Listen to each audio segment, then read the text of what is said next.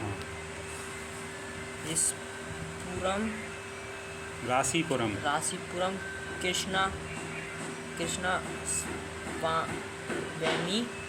Swami Iyer Laxman born 24 October 1921 Mysore Indian is an Indian cartoonist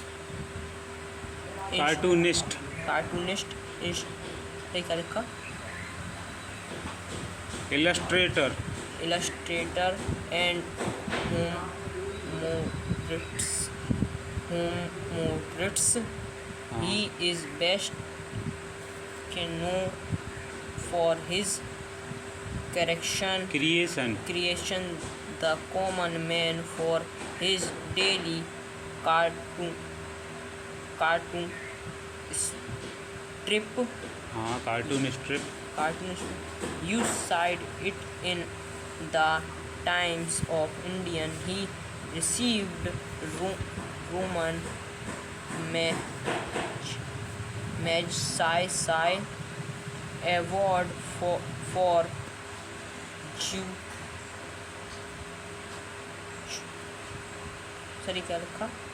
For journalism letter to literature है वो. literature and creative communicative arts. In 1984, in January 2008, he received Lifetime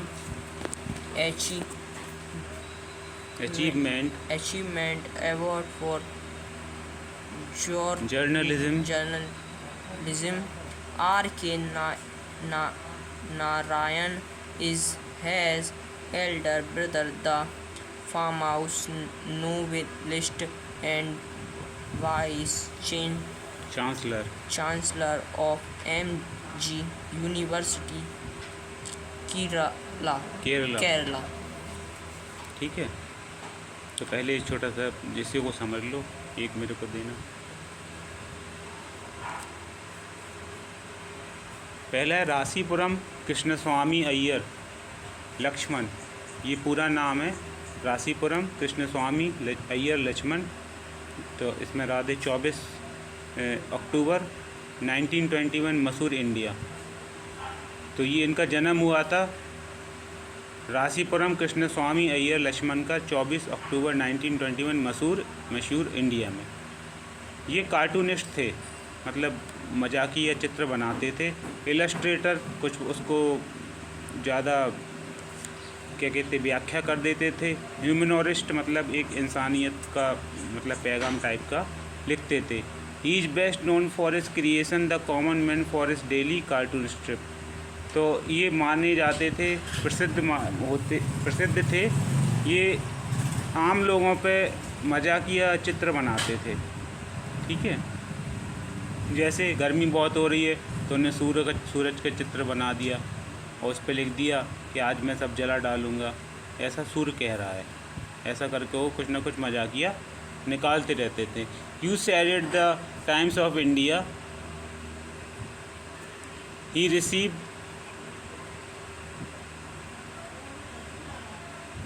और times of India के अखबार में you said it करके उनका वो आता था. यू सेड इट एक कॉलम छोटा था, उसमें इनका R.K. लक्ष्मण का दिया हुआ रहता था जो भी कार्टून होता था. He receive Ramon Magsaysay award for journalism literature and creative communicative art in 1984. इनको कौन कौन सा पुरस्कार मिला? जर्नलिज्म में, लिटरेचर में और क्रिएटिव कम्युनिकेशन में अवार्ड मिले हैं. रमन मैग्सेसे अवार्ड 1984 में. In January 2008 he receive lifetime achievement award for journalism. और जीवन पर्यंत मतलब संघर्ष जो किया था इन्होंने जर्नलिज्म पत्रकार के रूप में, उसके लिए इनको लाइफ टाइम अचीवमेंट अवार्ड मिला है जनवरी 2008 में. R.K. Narayan is his Elder brother. इनके जो बड़े भाई हैं उनका नाम क्या है? R.K. नारायण. इनका है R.K. लक्ष्मण, उनका नाम है R.K. Narayan. The famous novelist and vice chancellor of MG university Kerala. और जो इनके बड़े भाई हैं वो फेमस नोबलिस्ट मतलब नोबल बहुत लिखते थे, और MG यूनिवर्सिटी जो केरला है वहाँ के वाइस चांसलर क्या है, वाइस चांसलर रह चुके हैं। तो छोटा सा ये देख लेते हैं। बिफोर यू रूड, इसको पढ़ने से पहले हम क्या करेंगे। One night Mahindra wake up from his sleep and saw a dark cloudy form, he broke out into a cold sweet, was it a ghost. तो एक बार क्या हुआ, इसमें महेंद्र नाम का एक बंदा है, महेंद्र नाम का एक क्या है चरित्र है। तो वो एक बार एक रात में जाग जाता है, गहरी नींद से जाग जाता है और देखता है कि एक काले रंग का क्लाउडी फॉर्म छाया दिखाई दी है। He broke out into a cold sweat, उसका पूरा बदन ठंडा हो जाता है, उसको एक प्रकार से कंपन होने लगता है। वॉज इट अ घोस्ट, उसे लगा क्या वो एक भूत है ना, जो काला साया था उसे लगा क्या वो एक भूत है। अब तुम आगे का रीड करो, पकड़ो इसे। The story was narrated to Ganesh by young man Mahendra by name. He was a junior supervisor in a farm which offered on hire supervisors and various types of construction sites, factories, bridges, dams, and so on. Mahendra's job was to keep an eye on the activities at the work site. He had to keep moving from place to place every now and then, as ordered by his head office from a coal mining area to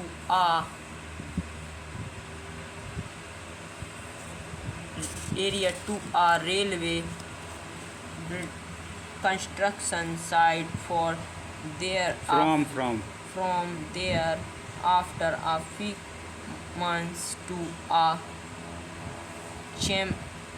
chemical plant which was coming up somewhere. He was a bachelor. His needs were simple and he was able to just adjust himself to all kind of odd conditions, whether it was a ill-equipped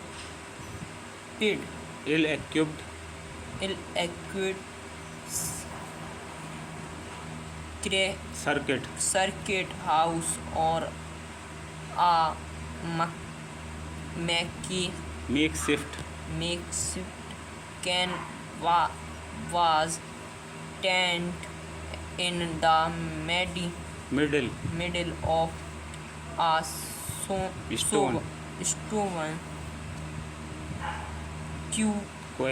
quarry, but on a side he had was his cook Ishwaran. The cook was quite attached to Mahendra and followed him uncomplainingly wherever he was posted. He cooked for Mahendra, washed his clothes and chatted away with his master at night. He could be out Eddie endless endless stories and any anecdotes. anecdotes on various subjects. Iswaran also had an amazing capacity Capacity to produce produce vegetables and cooking ingredients ingredients seemingly out on now no nowhere nowhere in the middle middle of a desolate and sap with landscape landscape with no shops visibly for visible visible for miles miles around. He would marry would he would miraculously miraculously conjuring up the most delicious delicious dishes made with fresh यहाँ करो तो। vegetables vegetables with in an house of arriving at the zinc seat seal shelter at the new workplace. Mahendra would be up early in the morning and leave for work after breakfast, carrying some prepared prepared food with him. meanwhile Eastern would tidy up to sheet up the shed said was the clothes and have a leisurely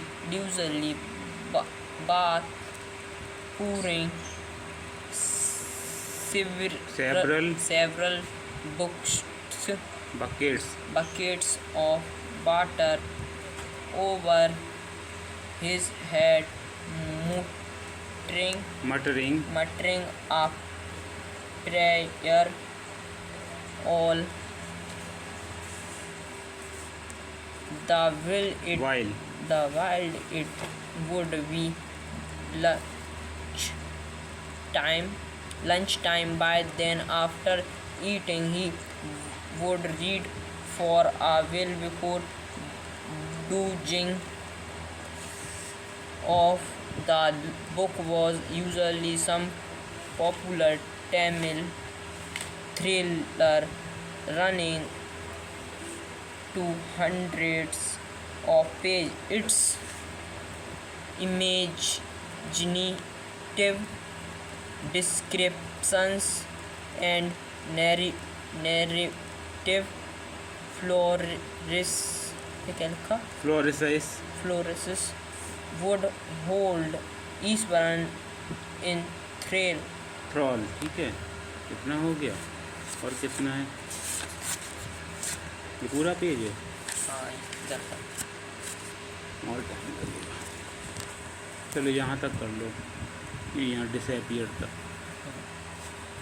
His own descriptions were greatly influenced by the Tamil authors that he read when he was narrating narrating even the smallest on of incidents he would try to work is in in suspense and a surprise.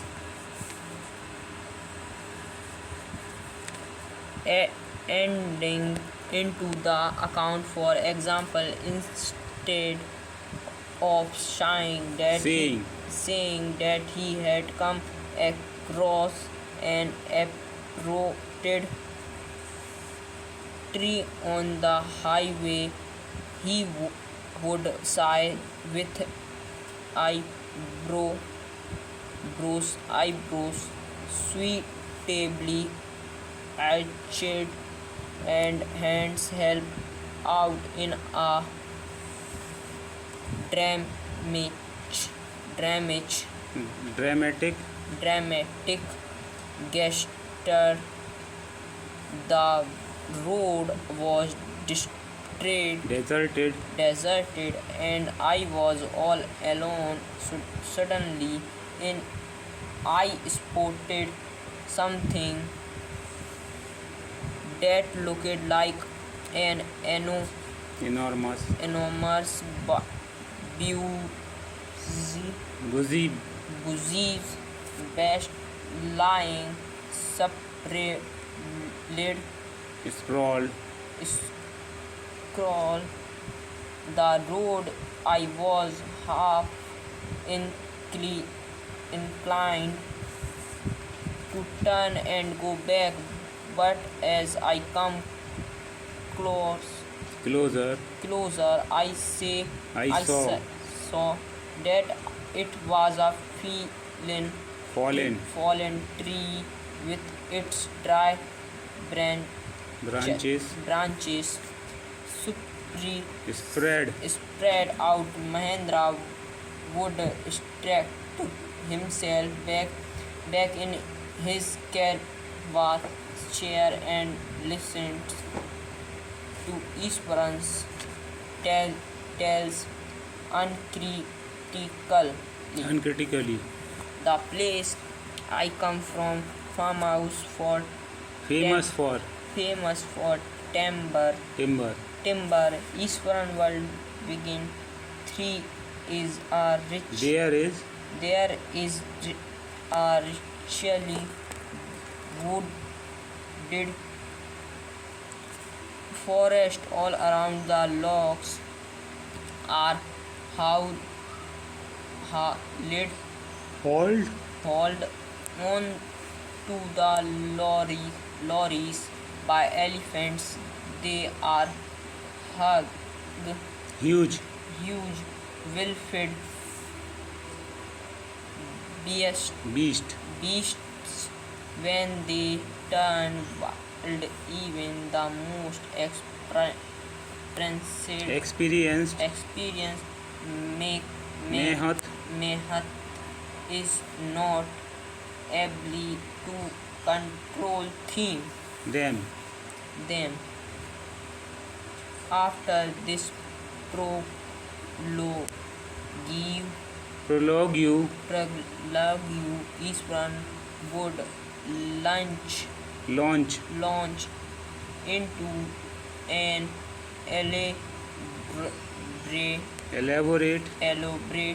anecdote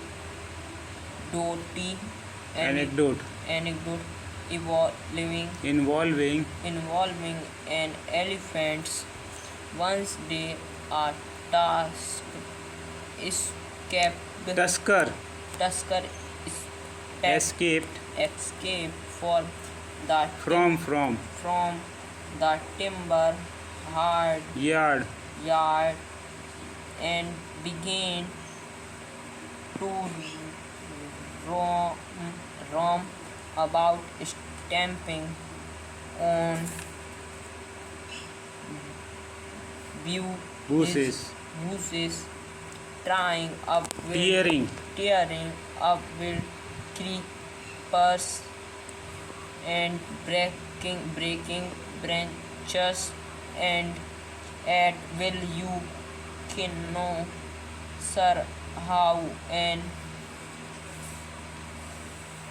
elephant behaves when it goes mad. Eastern world gets so put up in the excitement of his own own story that he would would get up from the floor and jump about, stamping his feet in emulation emulation. emulation of the mad elephant. The elephant reached the outskirts of our Town town, breaking the fences, fences down like magic matchsticks. stick. He would continue at came it into the many Mean main road and smashed smashed and he the steel ceiling fruits mud, mud mud pots pots. and close. People ran helter scatter in penicil Panic. The elephant now enter read a school ground where children were playing, breaking through the brick wall. All the boys run into the classrooms and shut the doors tight. The best grunted and Wondered wondered about pulling out the football goal post, tearing down the volleyball net, kicking, Kicking. and flattening the drum kept for water and uprooting uprooting the shrubs.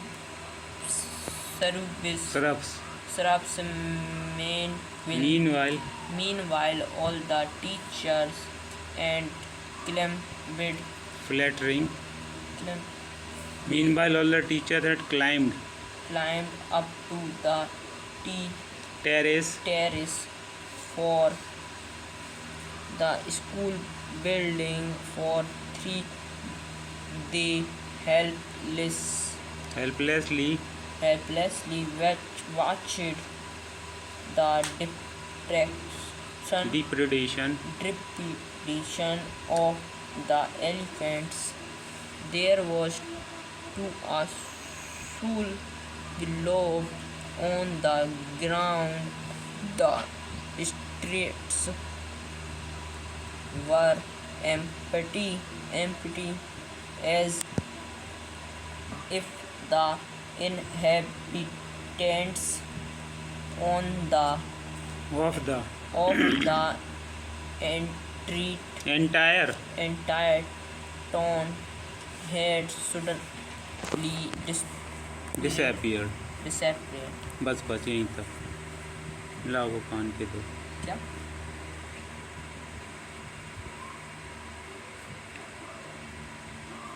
ठीक है, तो इसमें क्या है, महेंद्र जो है वो एक कैरेक्टर है।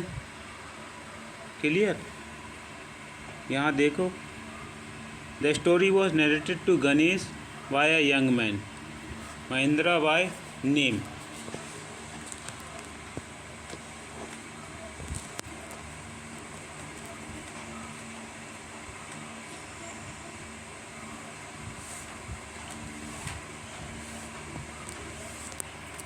तो ये जो है स्टोरी, इसे गणेश ने क्या किया है, नरेट किया, मतलब लिखा गया है by a young man. Mahendra was name, Mahendra उसका असली नाम है।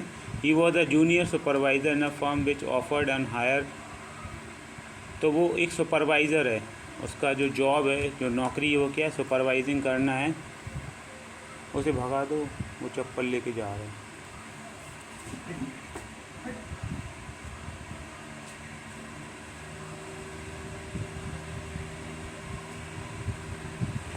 अभी वहाँ पे पढ़ाते थे, वो चप्पल लेके चला गया था एक तो इधर क्या होता है, महेंद्र नाम का एक वो है, नौकरी करता है, सुपरवाइज़र है। सुपरवाइज़र है तो वो काम देखता है कि मज़दूर लोग क्या काम कर रहे हैं फैक्ट्रीज़ में। पुल बन रहा है, डैम बन रहा है, कहीं बांध बन रहा है, तो वहाँ मज़दूर क्या काम कर रहे हैं, कितने सीमेंट बोरी आया, कितने बोरी सीमेंट आया, कितनी बालू आई, कितनी खपत हुई, सरिया कितना आया, तो सबका हिसाब किताब रखता है। कहीं ज़्यादा तो नहीं हो रहा है कि कोई माल का चोरी कर रहा है, ऐसा भी करते हैं लोग, ठीक है। तो उन सब की क्या करता है, निगरानी करता है, तो एक देख रेख का काम करता है, उसे सुपरवाइज़र कहते हैं, ठीक। तो इस काम के सिलसिले में उसे जगह बदलना पड़ती थी। मान के चलो आज झांसी में कोई रोड बन रही है तो यहाँ आ गया, कल के दिन का लखनऊ में कोई काम हो रहा है तो वहाँ पहुँच गया, परसों के दिन आगरा में कोई काम हो रहा है तो वहाँ पहुँच गया। तो ऐसे कहीं पुल बन रहा है, कहीं सड़क बन रही है, कहीं बांध बन रहा है नदी के आसपास, तो उसे जगह बदलना पड़ती थी।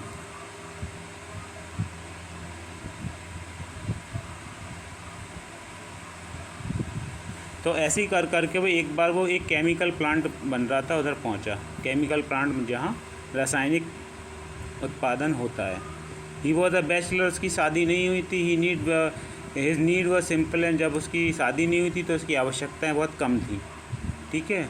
वही एक दो जोड़ी उसके कपड़े होते थे और अपना डेली का जो भी सामान है वो रहता था। Whether it was an ill equipped circuit house, और तो वो कहीं भी रह लेता था, चाहे थोड़ा टूटा फूटा सा घर हो वहाँ भी रह लेगा, बिजली नहीं आ रही है वहाँ भी रह लेगा। तो कुल मिला के उसे जहाँ काम मिलता था उस कंडीशन के हिसाब से वो वहाँ रहता था। उसे ज़्यादा मतलब वो नहीं होती थी, परेशानी नहीं होती थी, आराम कर लेता था। Himself to all kind of odd condition, सारी से सारी कठिन समस्याओं में भी वो रह लेता था।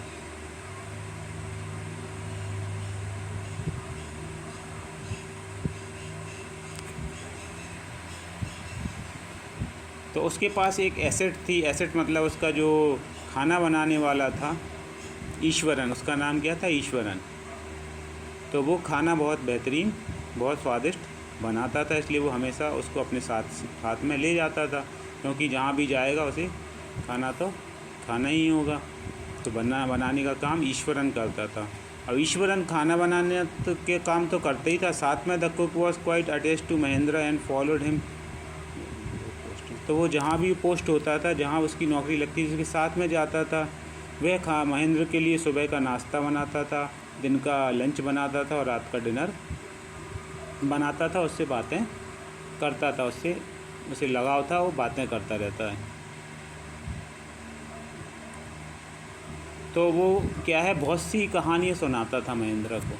खाना तो बनाते ही था, खिलाता था, साथ में कई कहानियाँ, किस्से, चुटकुले, कई चीज़ें सुना के उसको क्या करता था, मतलब विदाएँ रहता था बातों में, खाना परोसता ही था साथ में। Eswaran also had amazing capacity to produce vegetable and cooking ingredients सिमलिंग out of nowhere middle of the desert. मतलब उसे कहीं भी ले जाओ, चाहे रेगिस्तान में ले जाओ, समुद्र में ले जाओ, चाहे जंगल में ले जाओ, वो ईश्वरन क्या करता था, कहीं ना कहीं से सब्जियां ले ही आता था, ठीक है।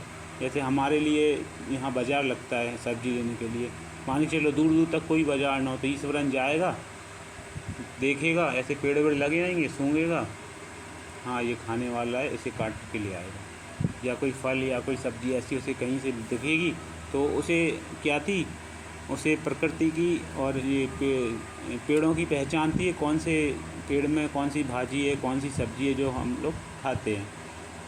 तो वो कहीं से भी जाके सब्जियां ले आता था, या ख़रीद के ले आता था, या जंगल या कहीं कहाँ से तोड़ ताड़ के काट पीट के ले आता था, ठीक है। तो ये उसके पास क्या था, एक मिरेकलसली कॉन्क्योर था, जो उसका एक प्रकार से कहते हो जादू है, या उसे बड़ी कला आती थी कि खाने की हर चीज़ वो जो भी पेड़ पौधों वाले होते थे उनसे पहचान के उससे वो ले आता था।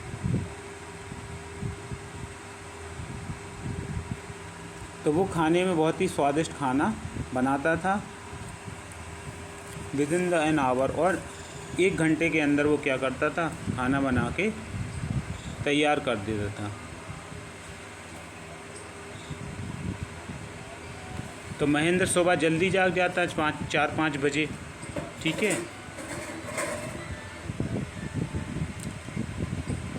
और नहा धो के अपना नाश्ता करके और अपने साथ कुछ खाना बांध के कहाँ चला जाता था, वो फैक्ट्री पे अपना महेंद्र चला जाता था। इतना बात आ गई समझ में, कोई दिक्कत नहीं। और उसके बाद ईश्वरन क्या करता था, वो साफ़ सफाई का काम करता था, फिर कपड़े धोता था, and prepare food, have a leisure bath, फिर मज़े से नहाता था, खूब पानी से, मतलब खूब बाल्टियों से नहाता था। मटरिंग, और नहाते नहाते क्या करता था, प्रार्थना करता था भगवान से।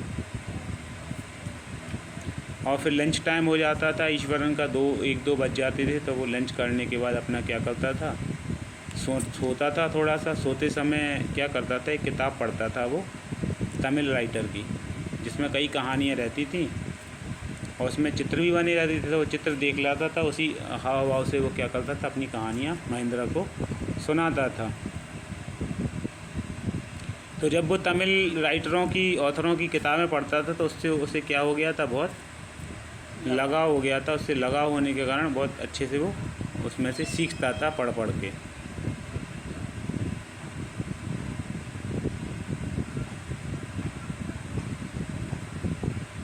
इंस्टेड ऑफ सेइंग दैट, जैसे उसे मान के चलो ये कहना, कोई टूटा पेड़ दिखा मेरे को रास्ते में, तो वो सीधा नहीं बोलेगा कि मुझे एक रास्ते में टूटा पेड़ दिखा। वो कैसे बोलेगा, instead of saying that he has come across a uprooted tree on a highway, he would say with eyebrow suitably arched and hands held out in a dramatic gesture, the road was distressed and I was all alone. Suddenly I spotted something that looked like an enormous busy beast lying sprawled across the road. तो वो इस तरह से कहता है कि मैं रास्ते से जा रहा था, तो रास्ते में क्या हुआ कि मेरे साथ एक अजीब सी घटना हुई।